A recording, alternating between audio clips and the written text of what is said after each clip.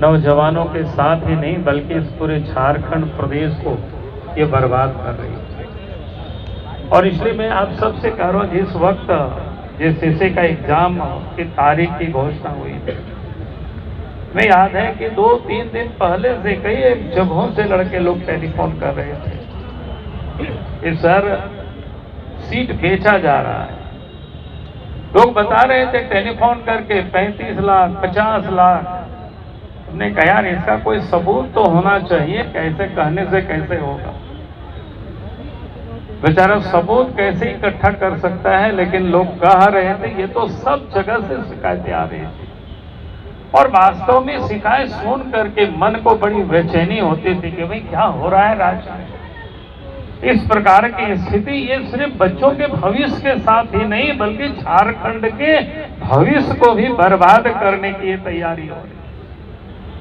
40 लाख 50 लाख रुपया वसूल करेंगे तो एक प्रकार से एक तो उन होनहार छात्रों का जो मार भात खा करके गरीब माँ बाप बच्चों को पढ़ाते हैं, बच्चे दिन रात मेहनत करते हैं, परिश्रम करते हैं ताकि किसी प्रकार से वो सफल हो जाए, वैसे होनहार और मेहनती बच्चों के ऊपर भी आघात करते हैं। और दूसरा, जो पैसे लेकर के अगर कोई कर्मचारी बनता है, सरकारी पदाधिकारी बनता है या दफ्तरों में कोई किरानी बनता है, तो आप समझ सकते हो कि करप्शन की बुनियाद को डालता है।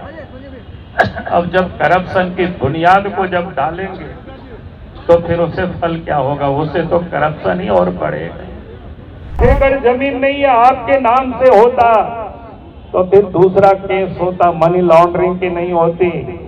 ये तो आपने उन लोगों के गरीब ऐसे लोगों के नाम जिसका कोई आता पता नहीं है, और जिस दिन ईडी वालों ने इनको नोटिस किया, सम्मान किया, अगस्त के 7 या 8 अगस्त को इनको सम्मान किया, इस 14 अगस्त को हाजिर होने के लिए, और हेमंत सोरेन जी 14 अगस्त को हाजिर नहीं होते हैं। उनको ये पता चल गया कि हमको क्यों नोटिस किया गया।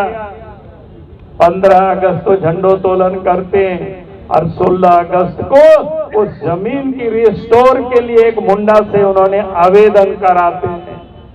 और बड़ा इंटरेस्टिंग है, फिर आवेदन वो पढ़ा ही रहता है। उनको लग रहा था कि शायद कोई देखभाल नहीं करेंगे। वहां आपने देखा होगा कि वहां से इसलिए लोगों ने वीडियो भी बनाया था, जो वहां चौकीदारी करता है उस जमीन पर। उनसे पूछा गया कि जमीन है किसका, तो वो बताते क्या है और बोलता है कि हमारा उससे कोई संबंध नहीं है, मेरे नाम से नहीं है। कौन कहता है आपके नाम से? आपने बेनामी संपत्ति या कुछ काली कमाई के पैसा को कहाँ इन्वेस्ट करेंगे?